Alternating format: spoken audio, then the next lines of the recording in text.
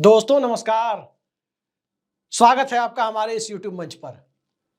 दोस्तों, हम में से अधिकांश लोगों का पाला ऐसे स्वघोषित हस्तरेखा विशेषज्ञों से पड़ा होगा जो अक्सर ये कहते हुए पाए जाते हैं कि आप कमाते तो बहुत हैं, पैसा बचता नहीं है, मेहनत तो बहुत करते हैं लेकिन अपेक्षित सफलता नहीं मिलती।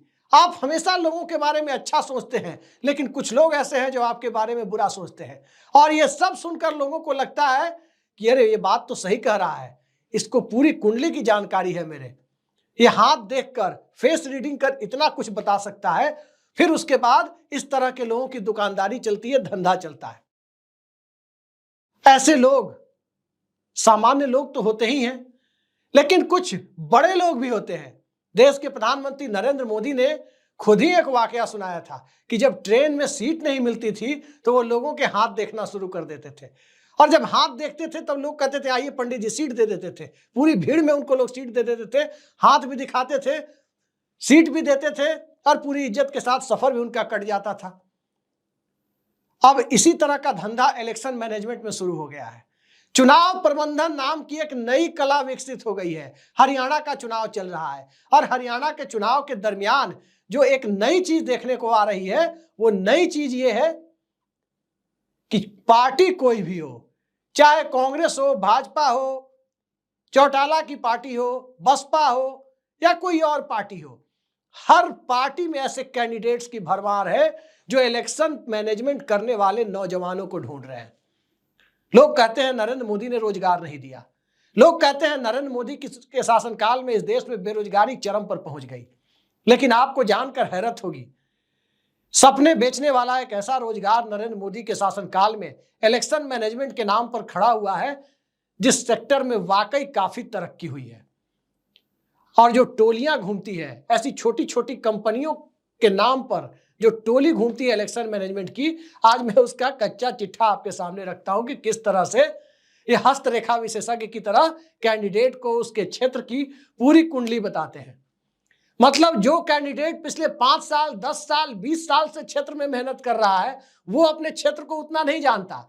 लेकिन कहीं कोई IIT से पढ़ के आया, कहीं कोई झंडू बामी टाइप इंजीनियरिंग कॉलेज से पढ़ के आया, कहीं कोई IIM से पढ़ के आया, या झंडू बाम टाइप मैनेजमेंट कॉलेज से पढ़ के आया। कुछ दूसरे प्रोफेशनल्स भी हैं, और कुछ स्वघोषित पत्रकार भी उसमें घुस गए हैं, और इस तरह से इलेक्शन मैनेजमेंट संभाल रहे हैं। कहीं पहुंच जाते हैं, CV होती है, CV दिखाते हैं, 3, 4, 5 लोगों की टोली होती है। ज्यादातर कहा जाता है उसकी इलेक्शन मैनेजमेंट का 2 साल, 4 साल, 10 साल का अनुभव है। ध्यान रखिए, ज्यादातर 20-22 साल से 40-42 साल के बीच के लोग हैं इसमें। इस पूरे खेल में वही लोग हैं, और वो अपनी CV लेकर घूमते हैं। तो CV पढ़ने वाला एक चीज जरूर देखता है, जो कैंडिडेट है जिन्हें चुनाव लड़ना है, या जिन्हें टिकट मिलना है या मिल चुका है, वो एक चीज पर जरूर गौर करते हैं, CV में नीचे ये लिखा हुआ है कि नहीं कि बिहार में जो जन सुराज के नाम पर पैदल घूम रहे हैं प्रशांत किशोर, उनके साथ इस आदमी ने काम किया है कि नहीं। अगर प्रशांत किशोर के साथ काम किया है कहीं ना कहीं किसी चुनाव में, CV में लिख दिया है उसने कि आईपैक या प्रशांत किशोर की टीम, PK की टीम का हिस्सा रहा है, फिर वो अचानक से VIP हो जाता है उस कैंडिडेट के लिए। और जब वो VIP हो जाता है तो कैंडिडेट उसके सामने विद्यार्थी बन जाता है। कई बार तो पार्टियां ही विद्यार्थी बन जाती है, और वो 2, 4, 10 नौजवानों की टोली वो हो जाते हैं उसके मास्टर साहब। अब मास्टर साहब बैठ के उसको समझाने लगते हैं कैंडिडेट को कि किस तरह से इलेक्शन मैनेजमेंट होता है। आपके क्षेत्र के बारे में क्या डेटा है, वो डेटा खंगाल कर आपको 5, 7, 10 दिनों में देने का वादा करते हैं। आपके क्षेत्र में कंसेंट मैन्युफैक्चरिंग, यानी नौजवानों को, लोगों को नेताओं के मुद्दे पर कैसे लाना है, उसका पूरा खाका वो तैयार करने का वादा करते हैं। जरा बताइए, कैंडिडेट नहीं जानता, इस देश के नौजवानों को, इस देश के बुजुर्गों को, इस देश की महिलाओं को अपना मुद्दा नहीं पता है, लेकिन ये जो स्वघोषित लोग हैं ये दावे कर देते हैं, और दावे करने के बाद मोटी रकम भी इन्हें मिलती है। कहा जाता है कि कुछ कैंडिडेट को सफलता भी मिलती है। और जब बात हरियाणा चुनाव की हो, 90 विधानसभा सीटें हैं। हिंदी भाषी राज्यों में, पूर्ण राज्यों में सबसे ज्यादा प्रति व्यक्ति आय हरियाणा की है। तो जब जनता की प्रति व्यक्ति आय सबसे ज्यादा है हरियाणा में, पूरे हिंदी भाषी भारत में, तो नेताओं की प्रति व्यक्ति आय कितनी होगी ये कहने की जरूरत नहीं है, क्योंकि हरियाणा में ईडी की रेड भी खूब पड़ती है। ईडी की रेड खूब पड़ती है, इसका सीधा मतलब है कि 90 सीट पर चुनाव लड़ने वाले कम से कम 800-900 पैसे वाले लोग तो जरूर होंगे।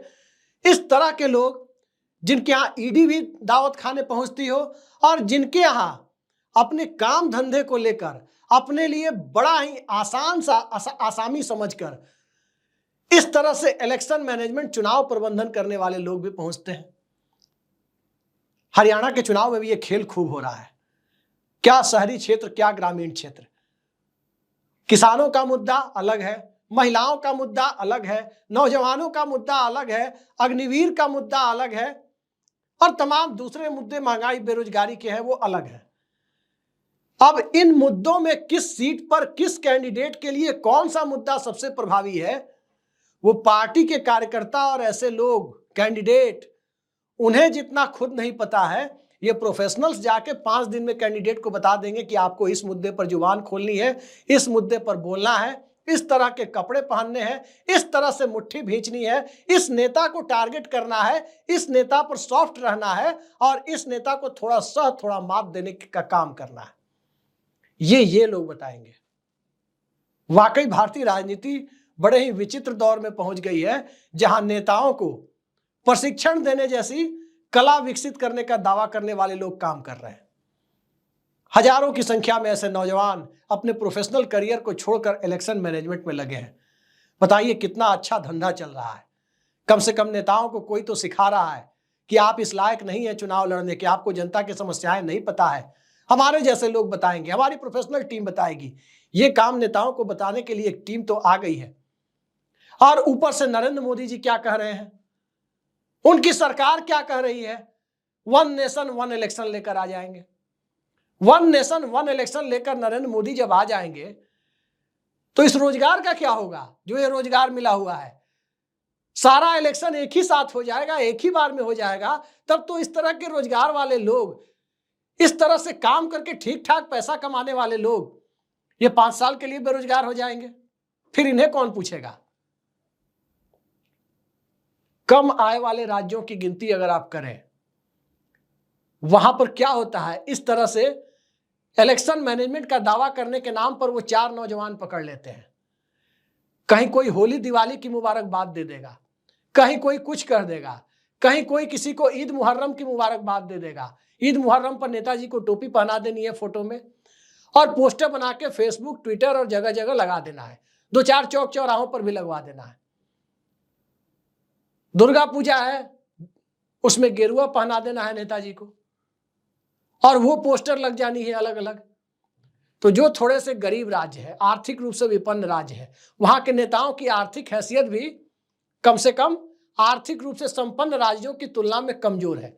उनके लिए इलेक्शन मैनेजमेंट यही मैट्रिक, इंटर, 10वीं 12वीं पास ऐसे 4 नौजवानों की टीम है जो एक लैपटॉप पर बैठ के उनके फेसबुक, इंस्टाग्राम, ट्विटर वगैरह बाकी सोशल मीडिया अकाउंट्स पर पोस्टर बना करके अपनी सुविधा के हिसाब से कब हरा कपड़ा पहनाना है, कब गेरुआ कपड़ा पहनाना है नेताजी को, और वो काम कर देती है।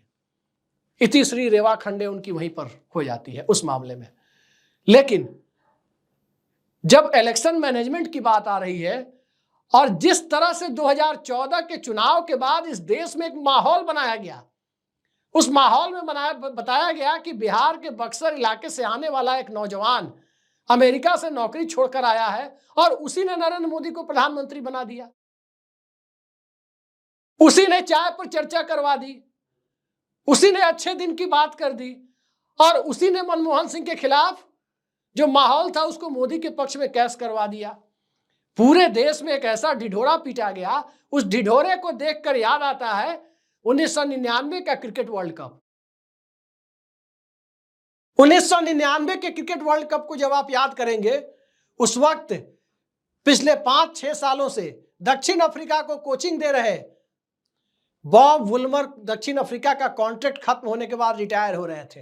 तो बॉब वुल्मर को हायर करने के नाम पर जिस प्रकार का बाजार सजा था, उस बाजार को देखने की आप कोशिश करें तो समझ में आ जाएगा कि इस तरह से अचानक किसी व्यक्तित्व को और किसी पेशे को बहुत बड़ा बना देने से लोगों को लगता है कि यह बहुत बड़ा काम हो गया।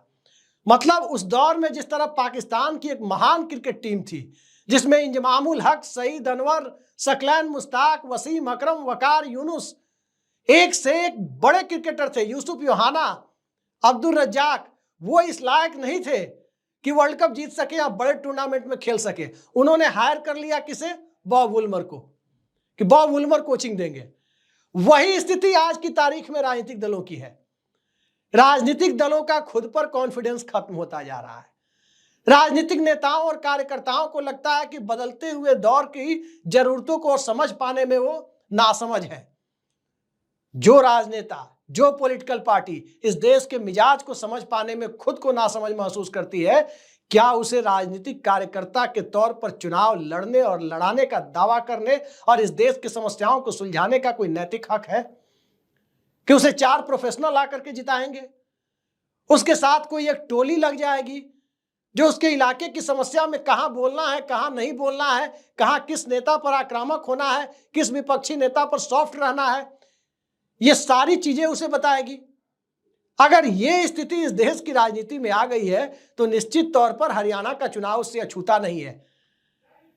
कई टीमें पूरे हरियाणा में लगी हुई हैं, अलग अलग कैंडिडेट्स के साथ, और इनके पैकेज आप सुनेंगे, कॉन्ट्रैक्ट का रेट आप सुनेंगे तो आपको आश्चर्य होगा। एक एक कैंडिडेट की तरफ से कई जगह ऐसी बातें अपुष्ट सूत्रों से आ रही है कि एक एक टीम ने 2-2 महीने के लिए, इलेक्शन के 2 महीने पहले से 5-7 लोगों की टीम बैठी हुई है और एक एक कैंडिडेट से 1-1 करोड़, 1.5 करोड़ रुपए का पैकेज लिया है, पूरा कॉन्ट्रैक्ट लिया है चुनाव मैनेजमेंट संभालने का। आप सोच सकते हैं चुनाव लड़ने की सीमा कितनी है? वो लाख में है। चुनावी खर्च की सीमा लाख में है, और चुनाव घोषित होने के पहले जो कॉन्ट्रैक्ट दे दिया जा रहा है कि ये लोग चुनाव बताएंगे कैसे लड़ना है, बिल्कुल जैसे कोचिंग क्लास में यूपीएससी, बीपीएससी और आईआईटी, आईआईएम या मेडिकल की कोचिंग क्लास में दिल्ली से कोटा तक जो भीड़ जुटती है, वही लोग जैसे बताते हैं 10वीं 12वीं पास नौजवानों को या ग्रेजुएट कर नौजवानों को बताते हैं कि कैसे एग्जाम की तैयारी करनी है, वैसे ही ये लोग नेताओं को तैयारी करा रहे हैं। इतना बड़ा मायावी बाजार इस देश में जब क्रिएट हो गया है तो उस मायावी बाजार पे ये जानना जरूरी हो जाता है कि जो ये प्रोफेशनल टीम आ रही है, ये प्रोफेशनल टीम फोकस किस पर करती है। तो जो ये प्रोफेशनल टीम आ रही है, ये प्रोफेशनल टीम जिन पर फोकस करती है, जरा उस वोटर्स को देखिए। उदाहरण के लिए हरियाणा को ही लेते हैं। हरियाणा में जाट वोटों का इंक्लिनेशन तय है कि कांग्रेस के साथ जा रहे हैं।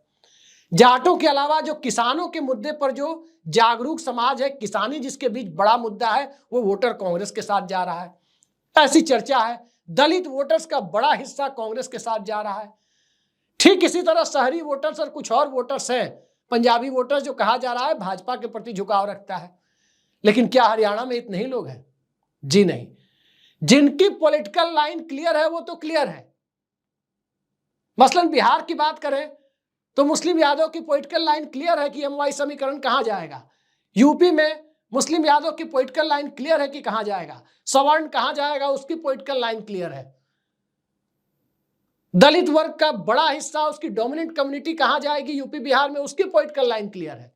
इसी तरह हरियाणा में है कि जाटों और किसानों की बात करने वाले, बेरोजगारी से प्रभावित और अग्निवीर के लिए जो नौजवान अप्लाई करते हैं, वो किधर जाएंगे, उनकी लाइन तो क्लियर है। शहरी वोटर्स की लाइन क्लियर है।